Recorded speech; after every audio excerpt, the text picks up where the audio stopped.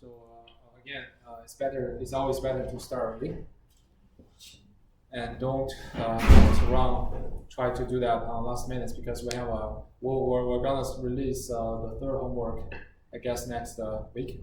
So I hope everybody work hard and play hard. So after October 5th, I hope everybody can enjoy your fall break and don't need to hurry up, do our homework and of course project report and say curse me, right? So just remember. Any questions so far regarding the course project?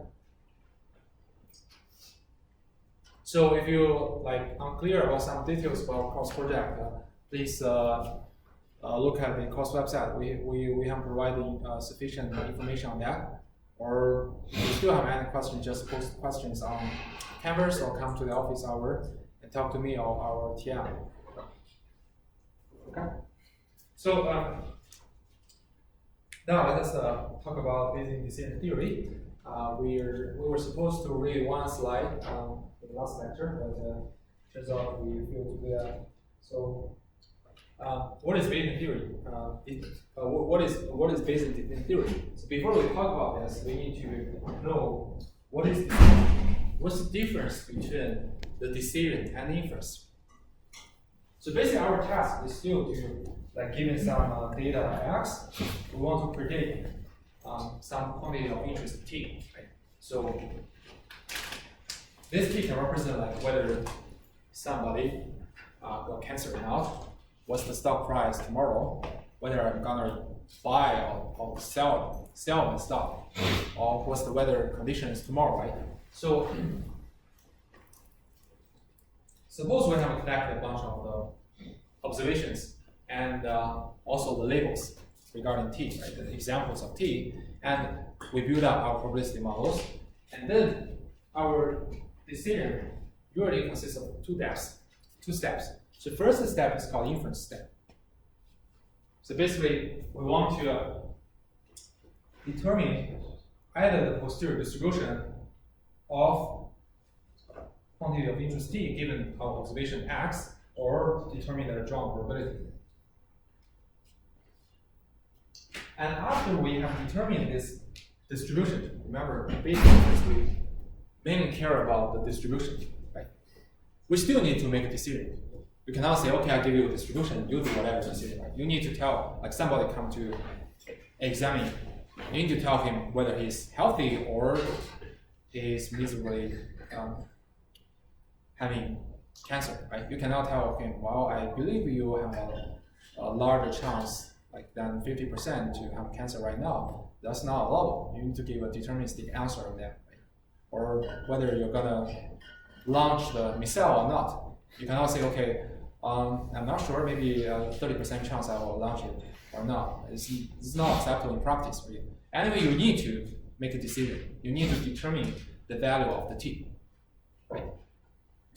And that is called decision step. Basically, for a given x, I want to determine the optimal t. Usually based on the result from inference. The result from inference is a distribution, right? So all the information are included in the distribution. Now, according to this distribution, I want to pick up the optimal choice, who brings me the biggest benefit or lowest cost, right? That's called decision. So let us first consider the classification problem. Basically, we want to decide which specific category we want to predict the observed data point x, right? So that means we either assign t to be category 1 or category 2 or category k. Suppose we have a big K categories in total. And how can we make decision? So here's the rule, right? Usually we need to determine K regions are 1 to K. So those are regions.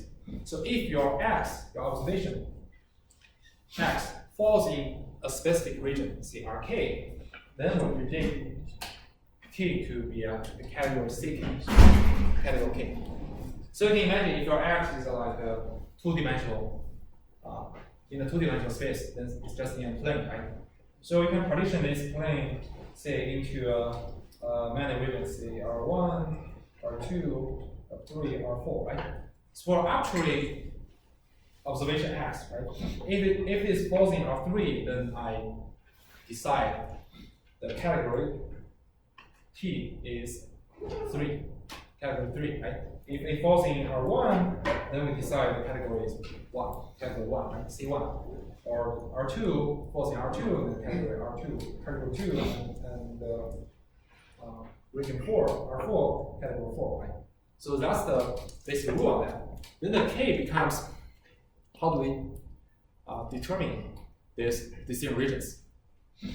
Now obviously those regions could be neighboring to each other. So we call those boundary that, the two decision regions neighboring each other is called decision boundary. So then the issue is that how can we set up the decision boundaries to decide those decision regions to ensure that our decision is optimal in all kinds of cases.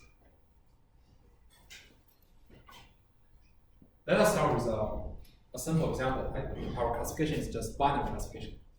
So we're working on one-dimensional space. So here's where X can be taking some X-axis, right? And then we have two categories to choose or to determine C1 or C2.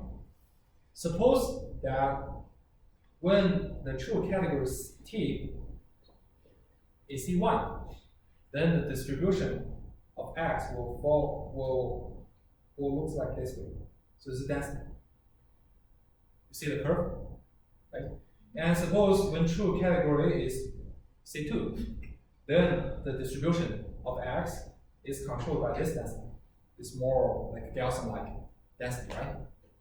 So obviously there could be some overlapping regions for the two probability densities. That means whatever decision you make, you always have some chance to make wrong decision. Right? Then the question is that how can we find out a best decision that can minimize your probability of making mistakes? Does it make sense? The area covered by density on the left-hand side, right? So it will be this part.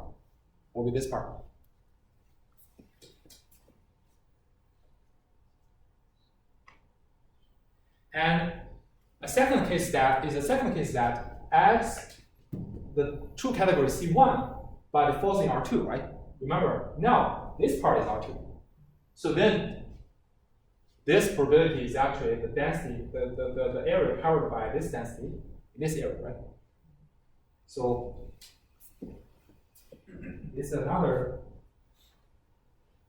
area that contributes to the probability mass of making a mistake. So now we can say we actually reduce the area of this part, right? It's not rectangle, it's not a parallel, it's just weird area, right?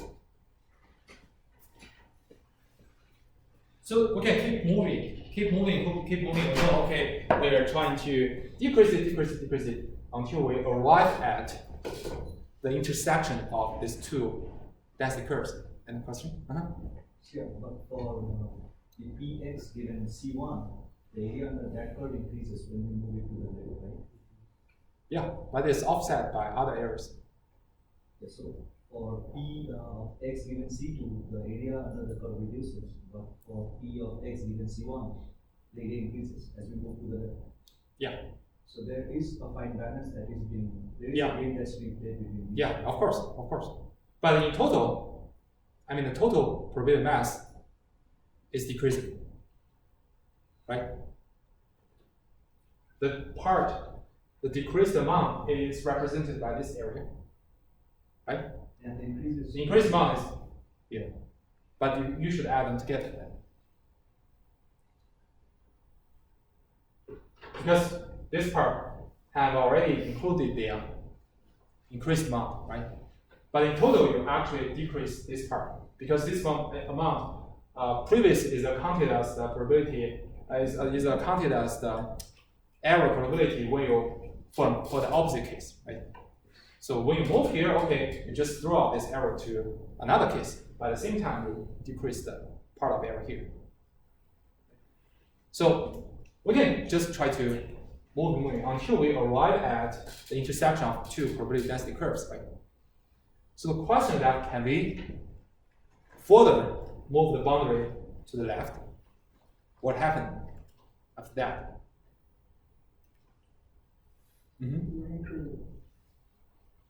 It will increase. Yes. Yeah, it will increase, right? So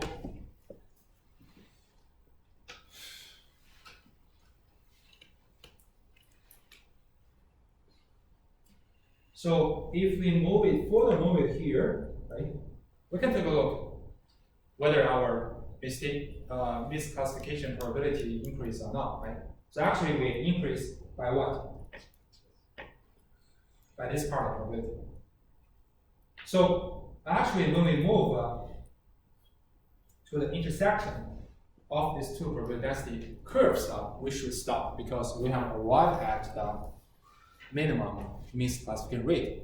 Meaning that if you choose the decision boundary to stay here, you can make the optimal decision, right?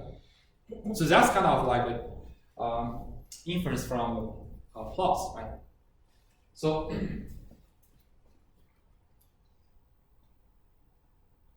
now let's look at a general case, right? How is this general conclusion consistent with our metric inference? So suppose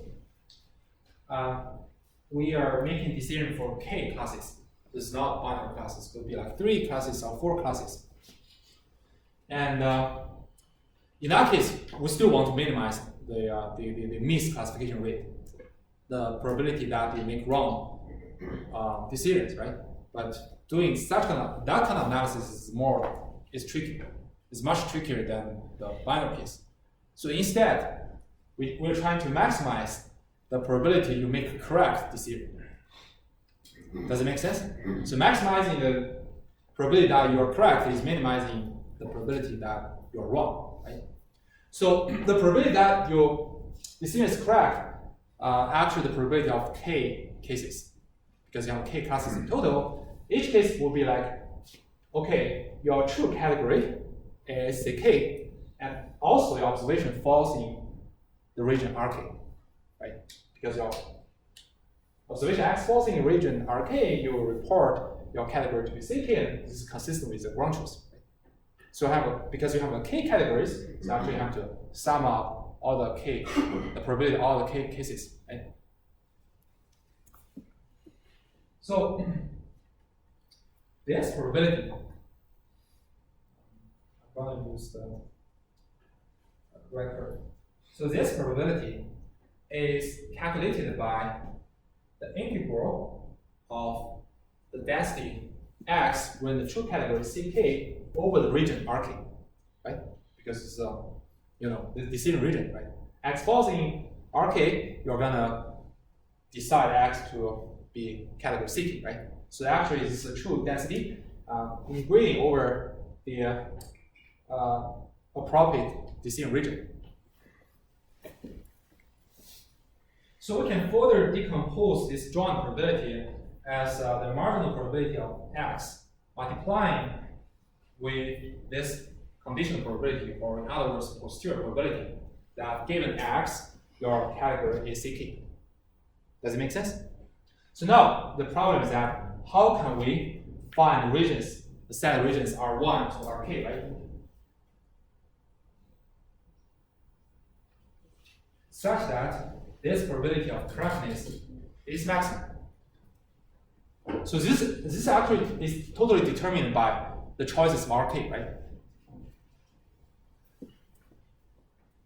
So to do this, we want to first get rid of this integral over some region. It's really, really hard. I don't know. I don't like it, right? So how can I avoid this? I can just integrate the density over the whole sample space, but multiply with an indicator function that x belongs to Rk. Does it make sense? I just do the integral over the entire region, but only when x falls in Rk, I give the integrand to be 1, right? Otherwise it's just 0. So essentially it's equal to integral over Rk only, right? Now it will become more clear because I can put the summation outside, right? And then because the integral is the range of the integration has nothing to do with the specific category K, right?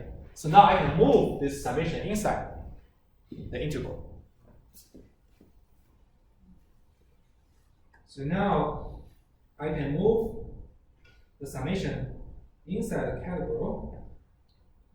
Then I have this summation from K 1 to K, and I put the indicator function in the left.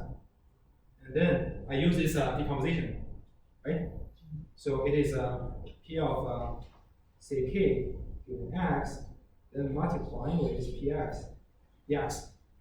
So this is going to be the probability of the correctness, right? So we say, if we just look at this term, if we want to maximize this probability, how can we do that? So maximize this integral, how can we do that? Yeah, we can take derivative, but looks like it's not very trivial. Yeah.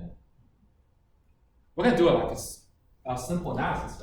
So if I want to ensure this integral is maximum, right? So remember, this integral is totally determined by the regions R1 to Rk, right? Then if I can ensure that for any x, arbitrary x, this term inside this rectangle x maximum, then the whole integral will be maximum. Does it make sense?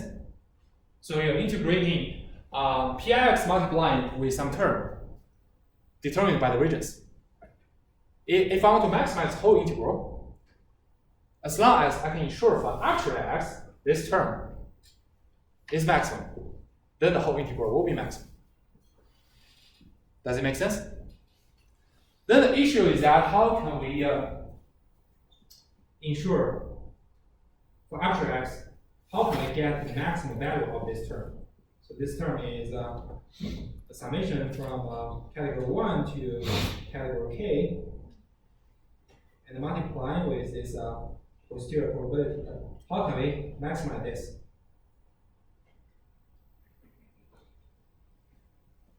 Although this is a summation, but it only determines which region x falls in, right? So if you make x to fall in some region, it will be a corresponding posterior probability. Right? So if I want to maximize this probability, I just choose x to fall in the region such that the corresponding posterior probability of category is maximum. Then the whole summation will be maximum. Does it make sense? So if say if for any x, right? So if I have 3 categories, so I have a PC1 given x, PC2 given x, C3 given x, right? So suppose PC1 given x is maximum. Then I will let x to fall in C1, R1. Then the summation will be maximum because it will be PC1 given x. Does it make sense? Or still need some brainstorming? I think so. Suppose k equals to 3, right? So for any x, I already pick up x, and I know this summation will either be PC1 given x or PC2 given X, or PC3 given X, right? And which value this summation will take depends on which region you want X to fall in, right? So I want this summation to be a maximum. Now, how do I choose the region?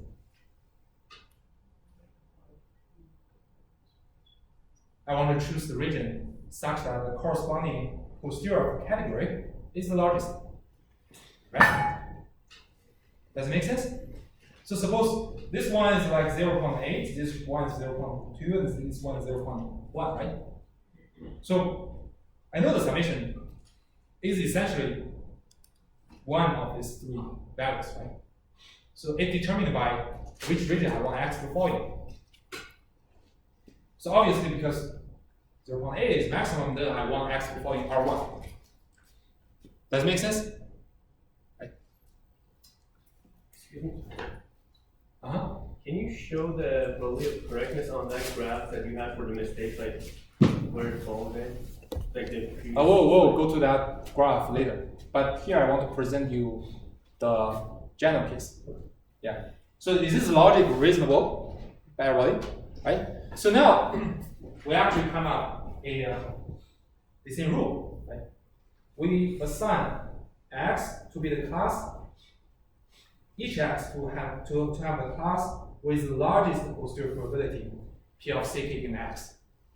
And because for arbitrary X, I can assign the corresponding optimal category, then I can determine the regions, right? That's the key idea. So now we come back to your question, right? So we'll come back to our simple binary case, right? So according to the strategy we have just, optimal decision strategy we have just mentioned, right? We need to determine for arbitrary X, if the density of X C1 is bigger than density X C2, then I should report X belongs to C1, right? If the density value of X C2 is bigger than X C1, then we should report X to belong to category C2, right? Then according to this strategy, who can tell me what is the decision boundary? So what areas we have that any X will have the density XC1 is bigger than density XC2? Formula you said. Yeah, left hand side, right? And what areas you have like P of XC2 is bigger than P of XC1? Right hand side, right? So the boundary will be right at the intersection of two density curves. Okay? So this is the ordinary case that we assume classifying or deciding a class label is equally important. But in practice, your cost of making wrong predictions will vary. Take the diagnosis as an example, right? So suppose you're gonna classify a medical image, say X-ray or CT, and to decide whether someone has cancer or not, right? So if the patient is just normal, and you tell him, well, you got cancer, what will be the cost?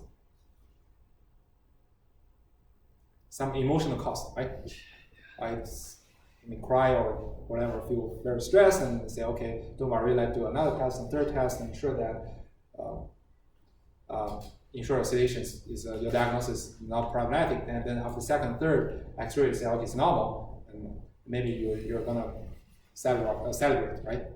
So you make such kind of mistake while the cost is okay, it's acceptable. But on the contrary, if someone really got cancer by talking, well, you're normal, the cost will be much larger, right? Because your decision will very probably let him miss the best treatment time. That will be very, very expensive, right? So in practice, we need to consider the cost, different costs for different types of misclassification. And then how can we make optimal choice where we take into a distinct misclassification cost into account? So the idea is as follows.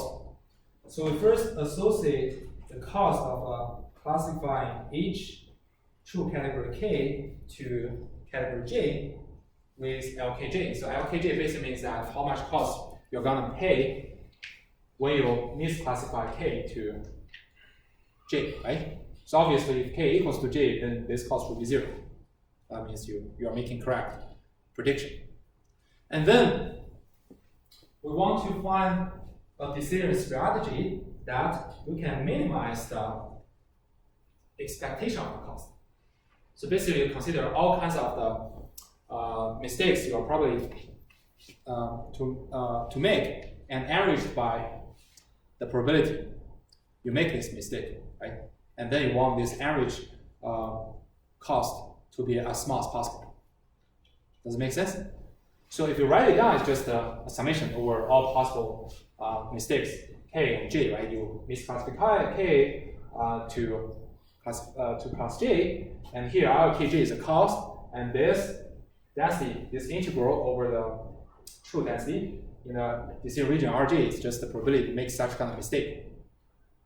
We just move LKJ into the integral. It doesn't matter because it's a constant to x. Does it make sense? Right? And then we want to find out the decision region RJ that minimizes the expected loss.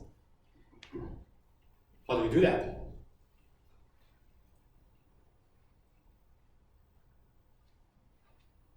An idea? We do not need to take an ingredient, it's just some analysis.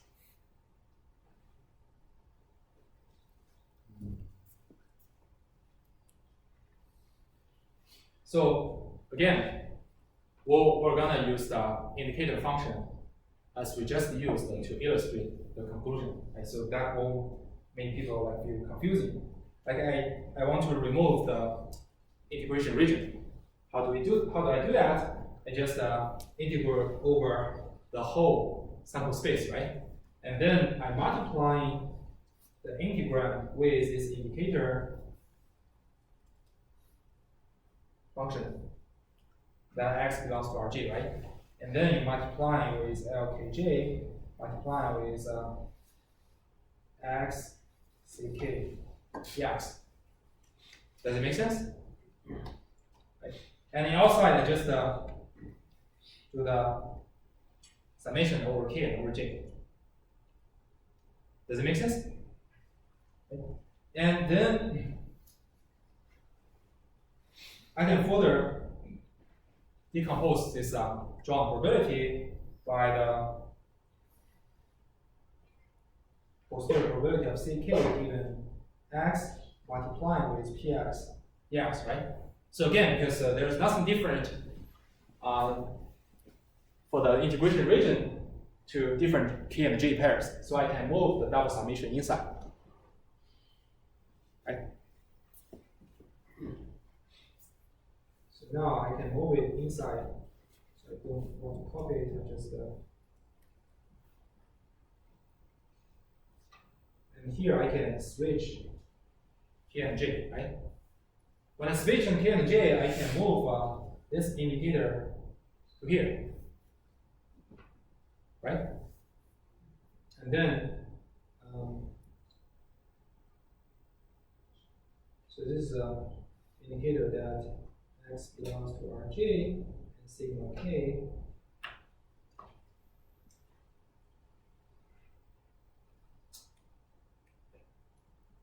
Right? So now, I want to make this integral to be a maximum. Right? How can I do that?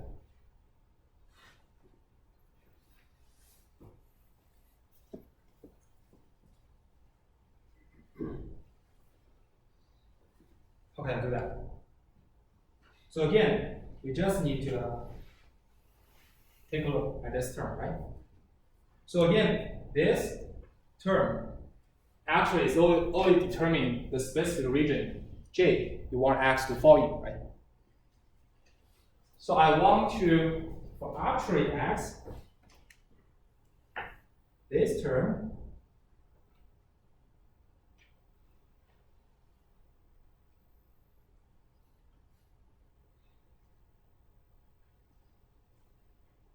this term is minimal.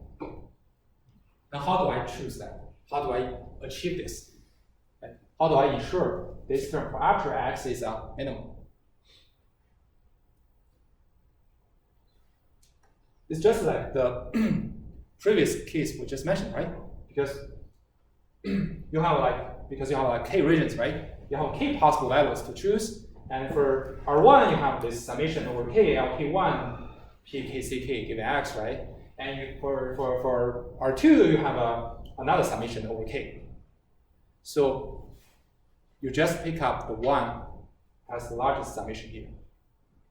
You will ensure the whole summation is the maximum, right? And then you ensure the whole integral will be the maximum. So that comes our conclusion. Assign each X to the class for which this summation of LKJ, P, CK given X is maximum. Is minimum, sorry, it's minimum. Then you will arrive at the minimum expected cost. Does it make sense? Right? So it's kind of following the exact same logic as we just mentioned. Only thing is that I need to take into account the cost, so you have an extra summation here. So you can consider as like a expectation of the cost, because this is posterior of all true categories, right? So this is associated cost of misclassification k to j. This is actually an expectation term. You just want to find out, you just want to assign X to the class for which this expectation cost is the smallest every time. Then you can ensure that your total expectation cost is, your average expectation cost is the minimum.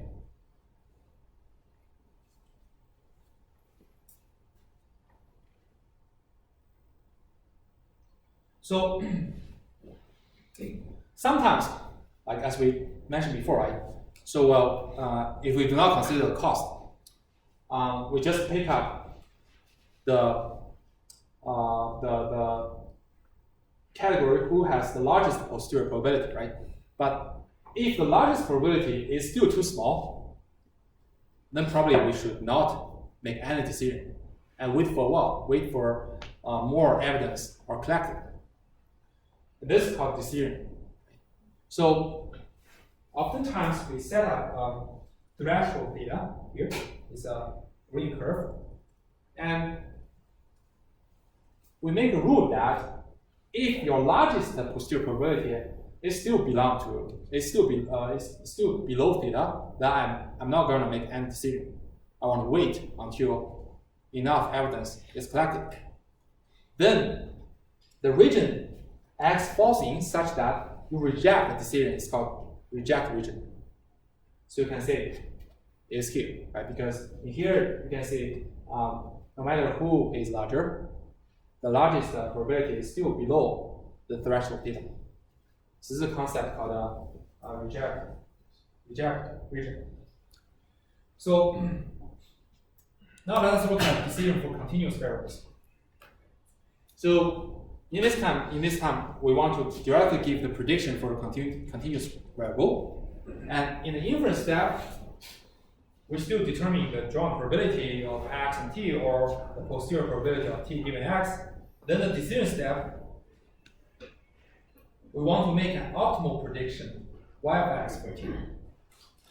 Remember, T here will be a random variable, so you can only choose a deterministic function, Y of X, which can represent some optimality of choice for T. Okay, how can we do that? We define a loss function.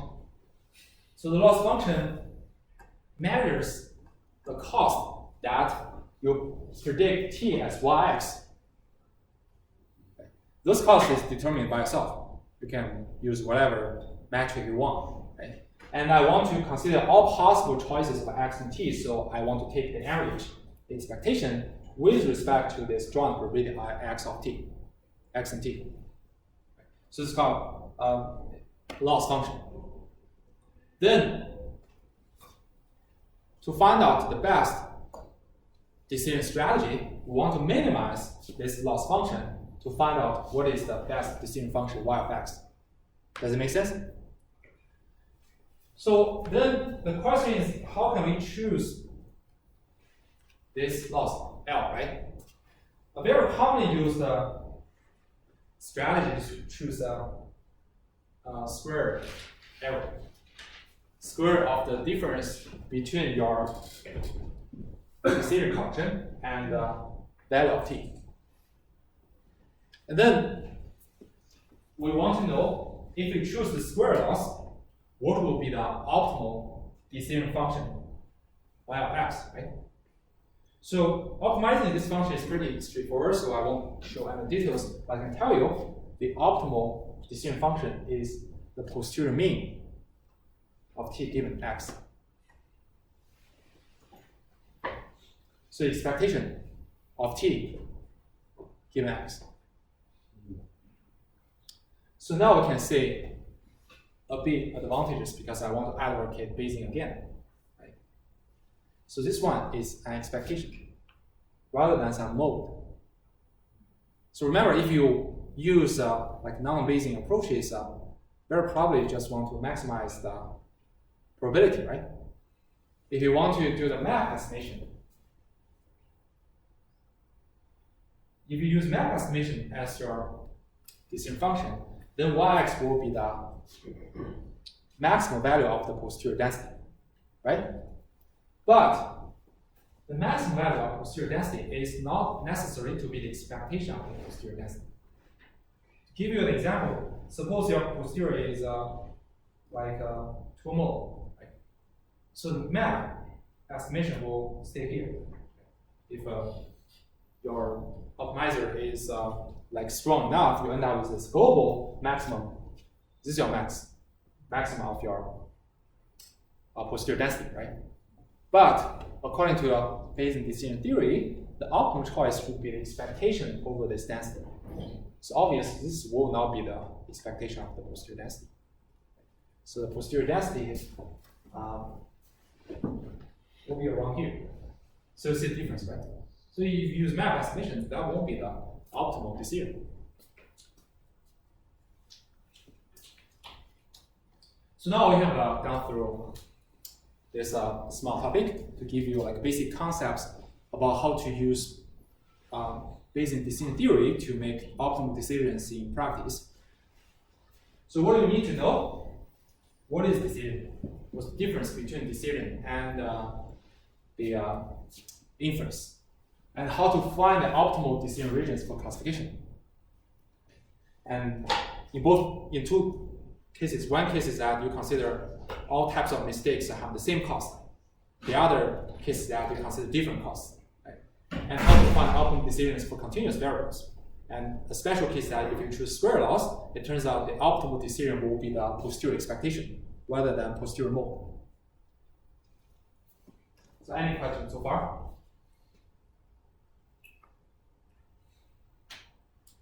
Okay. So now,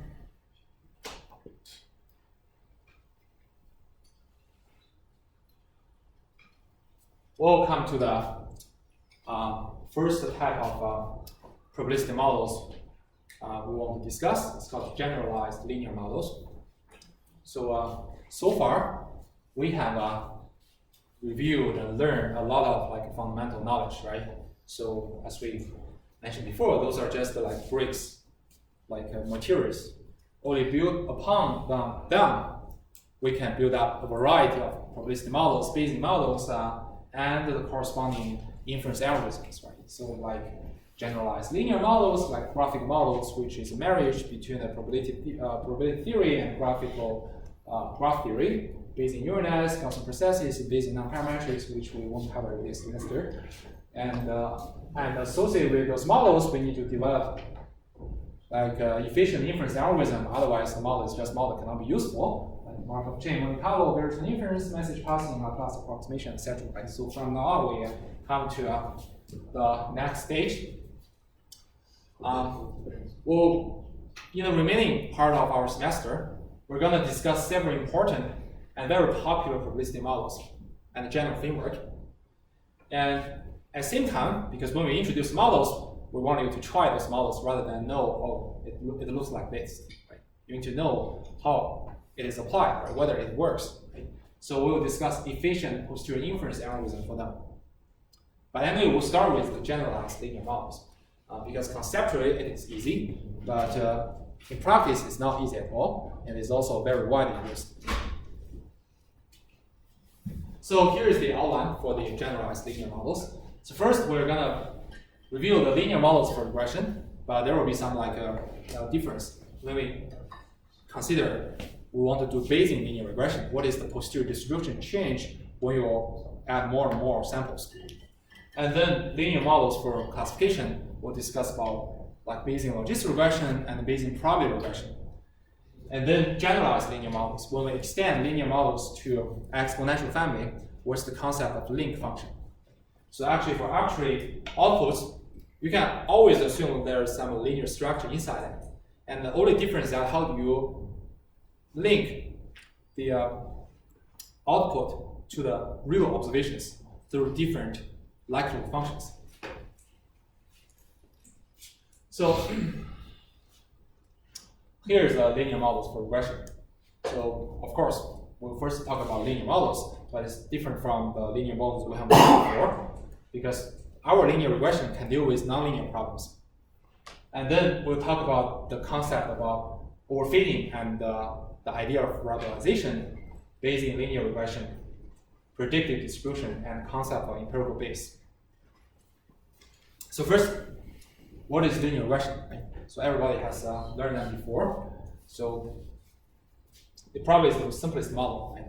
So suppose we have like x1, x2 to xd, like have d features, and want to use those d features to predict a continuous output, right? A continuous response. So the easiest way is that we assume they can be predicted through a linear function. Right? For each particular feature, I introduce a feature weight, so W1 for x1 until WD for xd, and also I add one intercept, sometimes called offset, right? And we can further, like for convenience, we can represent those d features as a column vector x, right? But the limitation here is that if you just choose this linear form, it can only model linear function of the input variables. Obviously, this is not powerful. In practice, we want to model nonlinear relationship. But at the same time, we still want to preserve this linear structure because it's so useful and so succinct. How should we do that? We'll introduce nonlinear basis functions. So nonlinear basis functions is to do some nonlinear feature mapping. So basically, I want to map, first to do some pre-processing step. I want to perform some nonlinear feature mapping to transform the original features into another feature vector. Because the transform feature will be nonlinear to the original features. Then you just put a linear structure onto that, it's still a nonlinear model. But we preserve the linear structure. Does it make sense? Right? So suppose we use n nonlinear basis functions over the input variables. So each basis function, the input can be considered as the whole original feature vector. So it's d-dimensional vector. The output is just a scalar, represent a particular transform feature. Does it make sense? Right? And for convenience, because we want to preserve the intercept, right? So just fix the first basis function is 1. So you only have so this is just 1. Multiplying with the feature weight W0, right? And then we represent our response as the linear combination of this m nonlinear basis functions. So remember the key idea here. Because I apply nonlinear basis functions, I transform the original feature vectors into different nonlinear features, and then I do a linear combination. In total, it's still a nonlinear function of the original input variables or features. This is the key idea. Does x have to be the same length as w here still? What do you mean by x? So you have vector input and w input, or vectors inputs x. No, it's not necessary. Not necessary. Not necessary. Okay. Remember, w here should be m dimensional, right? So x, this original feature vector is d-dimensional. D-dimensional. Yeah. I see. There's no capability difference whether you put the w, whether you multiply the w inside the function or outside the function, right? No capability of what? Like if suppose the wj was multiplied inside the function, the basis function, there's no fundamental difference, right? If you do the product before the function or after it. Why do you do the product before the function? No, I must first do this function phi j over x, then multiply with wj. Because this is a nonlinear transformation. This output is a scalar. Okay. Right? So this is the definition of the basis function.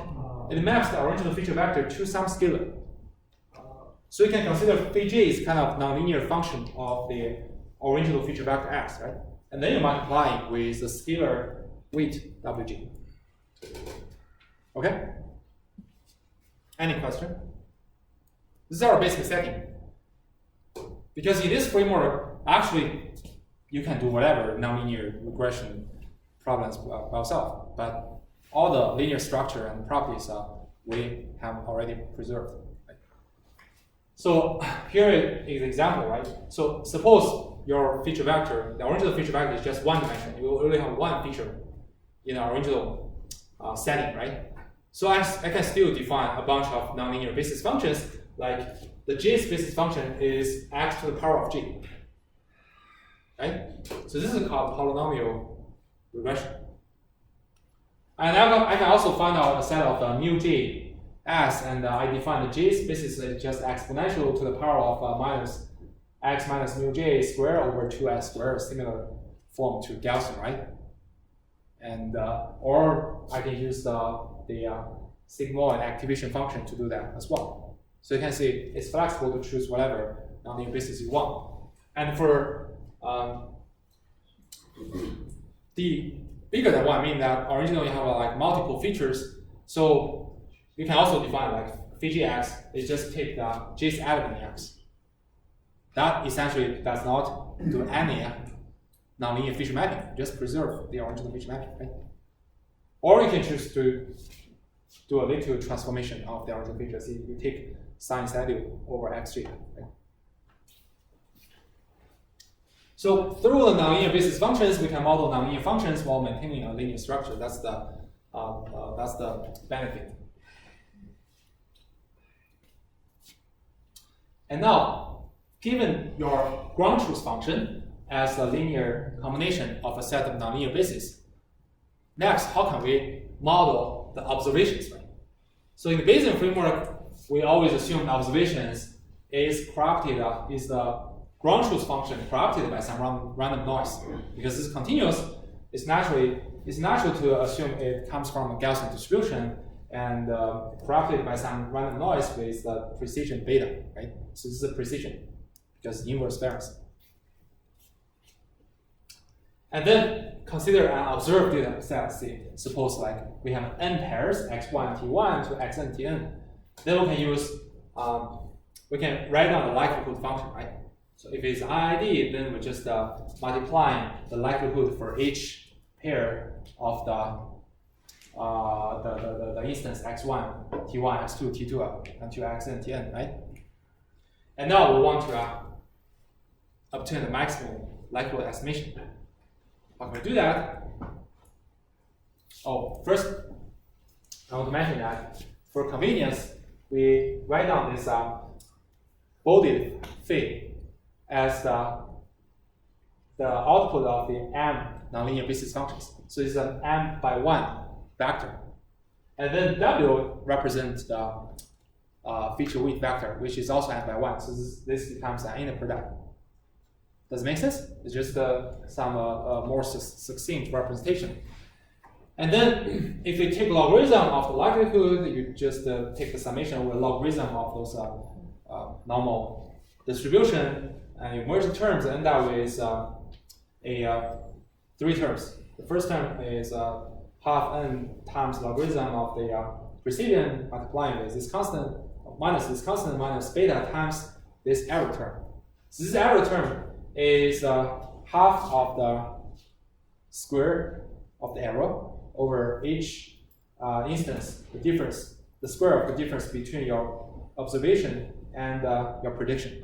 So remember, your prediction is the inner product between the weight vector and the transform feature vector. Right? So now, if we take the gradient over the log likelihood and set the gradient to be 0, we can obtain the maximum likelihood estimation of the feature weight, right? And when we set it to be 0, and these are the matrix derivatives and vector derivatives you have practiced before, right? It's pretty straightforward. So you set it to be 0, you multiply this into here, end up with this and this, right? So now we can further simplify this right-hand side. We can completely write it as a matrix vector form, right? Resolve the summation. How can we do that?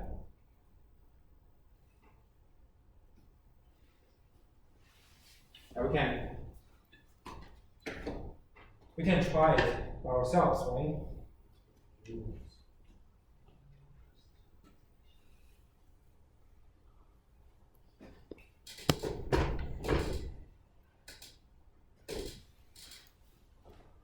So for this part, if you think such kind of summation, you should turn it into an inner product. Right? So this summation is, so element-wise product and summation is essentially an inner product. Similar things to here, although it looks like a matrix, because this is an m-dimensional vector, this m-dimensional row vector is actually a matrix, right? But it doesn't matter if you partition the matrix into blocks, this is essentially an inner product as well. Right? So for this term, we can define a t vector represents all the responses in the training data, right? So it is just a t1 to tn, right? And then I can define a matrix, big phi, bolded phi, something like this. So each row will be the row of the transform feature vector, right? So the first row is phi x1 transpose. Second row is phi x2 transpose. Until the last row is phi xn transpose. So you have n rows, and each row is m-dimensional transform feature vector. So it will be a n by n matrix, right? And for t vector, you have n responses. So this is an n by 1 column vector, right? So essentially, this will be a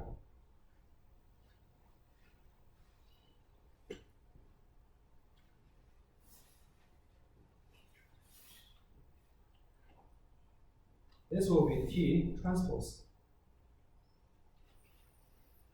phi, right? If you do that, you just make it horizontal, and you do the multiplication. You end up with this. Right?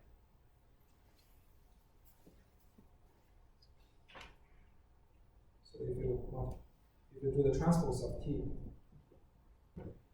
it will look like this, right? And then you multiply with this. So each row is phi x1 transpose phi x2 transpose. So remember, these are inner product as well. The only difference is that you're multiplying with a row vector each time, right? So now with this. So and then how can we represent this?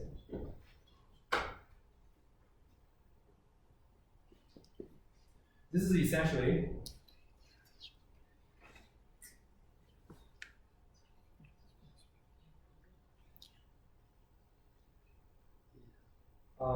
phi transpose phi. To see this boundary, just follow and just try to and just do that. Right? So phi transpose will be written as like phi x1, phi xn, right? And then phi itself is just something like that. Each row is a phi x1 transpose, phi x2 transpose, and again, multiplying this, it's just like inner product, right? So you end up with this. So now, if you write it, you will write them in terms of the matrix vectors. You end up with T transpose phi, T transpose phi, multiplying with W transpose phi transpose phi, right? Now you solve W, you end up with this. You end up with this because just move it on the right and you take the transpose so that W is on this side and just take the inverse of this. So this is straightforward. So the left-hand side, so this is maximal molecular estimation, right? So the left-hand side term that multiplying with T is called a Moore Penrose pseudo inverse. So basically, what is pseudo inverse? Inverse is defined on like square matrix, right? So what if my matrix is not square? I still want some inverse, right? I want it to satisfy some nice property which is consistent with inverse. It's called pseudo inverse. This is a particular type of pseudo inverse. And here is the total definition of phi. Right? So each row is a row vector, is a feature vector after the transformation over x1, x2 to xn, right? So this is phi 0 x1, phi 1 x1 to phi n minus 1 x1. Remember, we have m basis functions indexed from 0. This matrix is also called this phi matrix, n by m matrix, is also called design matrix. So, as the literally same as the literally speaking y, it's called the design matrix because you want to design some nonlinear basis functions to make appropriate feature transformation to get enough capability to model whatever complex relationship between your input variables and the response, right?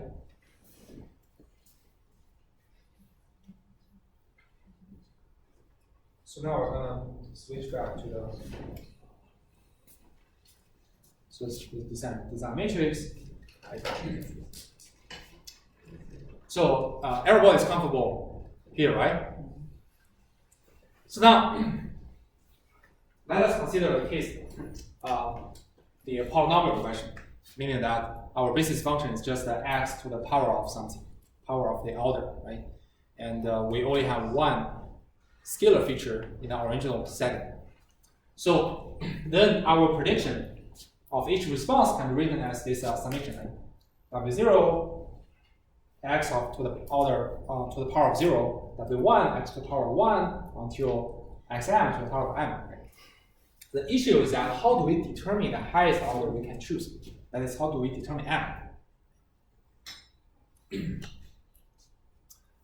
The issue is that the choice m actually determines the generalization performance of your linear regression model. Different choices m will have different performance. To see this point, here's our examples. If you choose m to be 0, that means you only have W0. You predict your output as a constant, right? And when you do the maximum likelihood estimation, so these blue circles represent the training data, and the green curve are the ground truth function. And remember, because we assume some random noise to correct the observations, so the ground truth curve does not necessarily fully cross those training data. And then if you choose the highest order to be 0, then this is your best prediction function. So you can see it's quite far away, right? From most of the points. If you choose m to be 1, meaning that you truncate the polynomial to be here. So it's a single line, right? A single line, and this is the best fit of this twin data points. We say it's still not very good. It's better than this, obviously, but it's not very good, right? So if you choose m to be 3, so here is the curve. Here is the function you have obtained from the maximal likelihood estimation. You'll see it is much more reasonable, right? Although it's still like discrepancy between the red curve and the ground truth, but it's fine, right? And we can keep increasing m. Say we choose m equals to 9.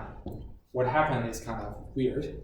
You see that actually our learned function perfect across all the 20 points, but this is not something we want because it's too vivid, it's too far away on average from the ground truth. Right? Why? This is called overfitting, meaning that I have like 0 training error, but if I just randomly pick up another test samples, I know the error will be very large, right? So we can look into the detail why it resembles X-based overfitting, right? If we choose m to be 0, then our optimal weight is just 0.19. This is from maximal likelihood estimation. If m equals to 1, so these are weights. M equals to 6, you can say the absolute value of this increase, right? If m equals to 1, it is kind of crazy, right? Although it can perfectly fit all the 9 training data points, but those weights are so crazy.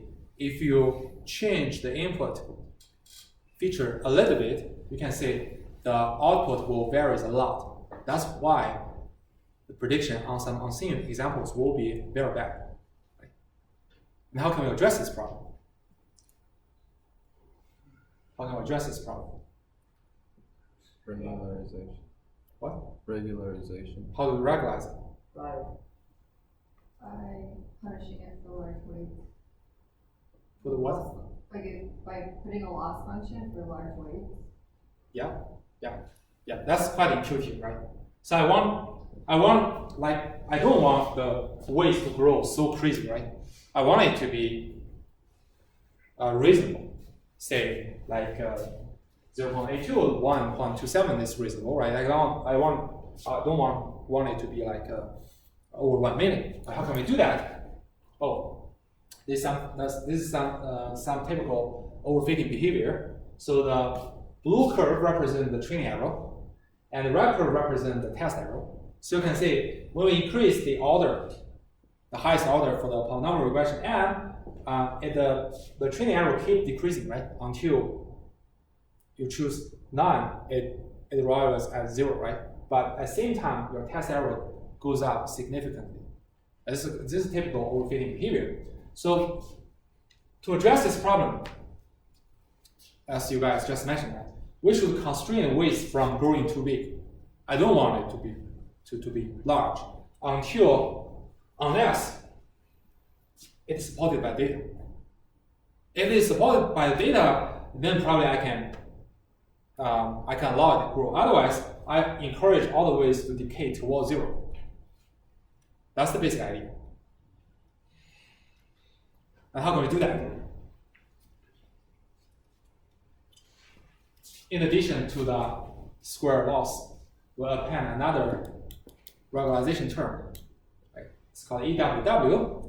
And here lambda represents the regularization strength, meaning that you can tune this regularization strength to determine what kind of regularization you want. Right? And then this is EDW is actually square loss. And here we choose the square norm of the feature weight vector as our regularization term. So if we combine them together, this is our objective function now. The objective function, we want to minimize this objective function. That means we want to minimize the square error, right? By the same time, I want to minimize this. This one is always non-negative, right? So the smaller the absolute value of the elements in W, the smaller this regularization, right? So actually it encourages W to be as small as possible. I mean, in absolute value. So there could be some trade-off between the training data loss and the regularization term, right? The trade-off is controlled by this strength lambda. So now we can say after we apply this regularization term, what kind of results can we get? So first, if we want to minimize this regularized objective function, and we set gradient to be 0, we solve it, we can say it wholly differs from the original maximum likelihood in that before we take the inverse of this phi transpose phi, we need to add a small diagonal matrix lambda I onto that. The remaining are exactly the same. From the numerical computation perspective, if you're adding a diagonal matrix onto another positive semi-definite matrix, it will increase the numerical stability. Otherwise, if this one is kind of close to a smaller rank, or its smallest eigenvalue is close to 0, this one will be very unstable. That means your inverse will be the value of the inverse matrix will be very large. Just like, say, if you take inverse over some scalar, right? If the scalar is approaching to 0, then the inverse will be very large. See, if it's just 5, then the inverse 0.2 is reasonable. If your value is 0.005, then your inverse becomes like 20, right? Much larger. So the closer you, the value is 0, the larger the value take inverse, although it is not 0, right? So we can take a look. Right? So first, if I choose lambda to be 0, meaning that I do not apply any regularization, you end up with this, right? It's still very large. But if you choose logarithm lambda to be minus 18, you immediately get much more reasonable weights, right? So if you recover the value of lambda, you take exponential to the minus 18, is very, very small. It's close to 0. But it can help you a lot in determining reasonable feature weights, right? If you further increase lambda, say logarithm of lambda is 0, meaning that lambda is 1, you like over-shrinkage. You over-shrink the feature weight, right? They are all close to 0. So you can see the trade-off. Right? Lambda controls the regularization strength. And as a result, if you take this very small strength for regularizer, you end up with this red curve when you still choose m equals to none. You say the learned curve is much more reasonable, right? But if you choose logarithm lambda being 0, meaning the lambda is 1, you almost end up with a constant function, right? A constant linear function. Okay? So that means you overshrink your feature weight. Okay? So in general, the regularizer can be written as this. So this is a square loss, and this is a summation over all the feature weight. And each summand is absolute value of the feature weight, take the power of q. So in our square norm regularizer, actual q is equal to 2, right? But a more commonly used regularizer is to take q to be 1. And if you take q to be 1, this is just the absolute value. This is called lasso. This is a classical sparse regression approach.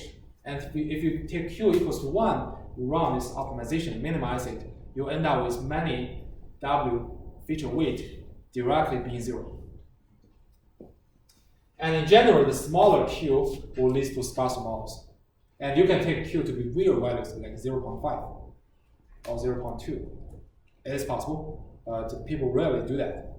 People often choose like q equals to 1 or equals to 2. Okay, so let us stop here, and we'll continue on Thursday.